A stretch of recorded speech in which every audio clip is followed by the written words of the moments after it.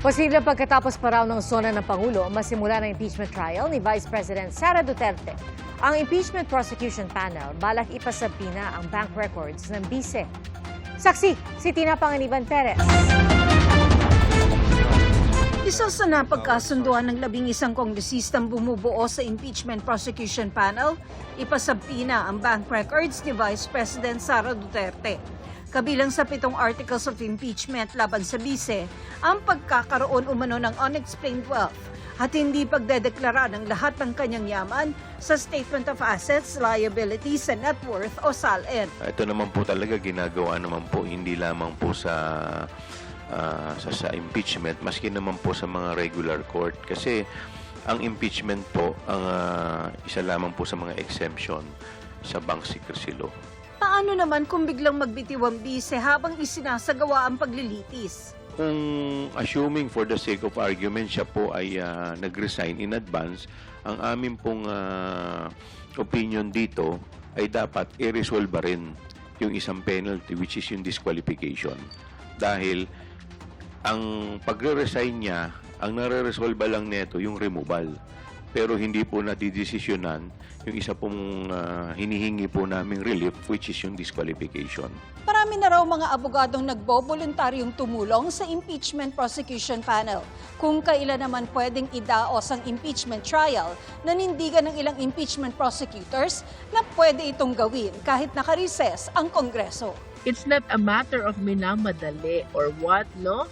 Ang amin kasing appreciation dito ay this is a constitutional duty that we need really to address. So whether may election or wala, it is my humble submission that we need to proceed right away.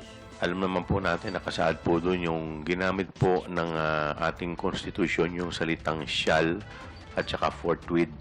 Yung shall po, ibig sabihin po niyan ay mandatory.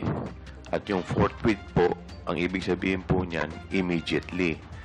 Pero siyempre, respetuhin po natin kung ano po ang kanilang opinion dito. Pero wala naman nakikitang problema ang mga impeachment prosecutor kung tatawid sa 20th Congress ang impeachment trial. I wish to submit na ang impeachment court po is like any other court na kapag nabakante, just like nagkaroon ng changes in the personality of the Senate, what you will just do is to continue kung saan nagtapos yung previous sitting impeachment court judges. Sa tingin din ni Senate President Francis Escudero, sa susunod na Kongreso na magsisimula ang paglilitis. Kailangan pa raw kasi aprubahan ng plenaryo ang impeachment rules at pwede lang yan magawa sa June 2 kapag nag-resume ang sesyon. Saka palang uusad ang pre-trial proceedings. Kaya ayon kay Escudero, pagkatapos na ng sona ng Pangulo sa July 21, masisimula ng impeachment trial. Ang daming pang gagawin bago yung actual impeachment court ay kinakailangan umupo at dinggin ng anumang bagay. At sa loob ng 6 na araw, maski na 30 araw, baka nga hindi pa matapos yun. Yan yung sinasabi ni Senator Coco, ang ating minority leader na in-interview niya na 10 days.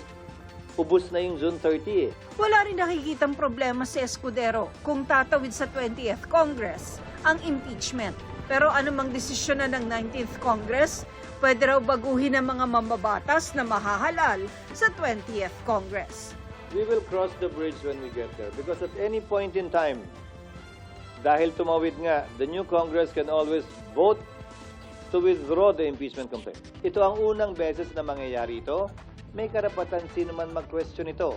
Pero tulad ng sinabi ko, hanggat walang TRO ang Korte Suprema, gagawin namin kung ano ang tingin naming tama kaugnay sa paglilitis na ito. Para sa GMA Integrated News, ako si Tina Panganiban Perez, ang inyong saksi. Mga kapuso, maging una sa saksi. Mag-subscribe sa GMA Integrated News sa YouTube para sa iba't ibang balita.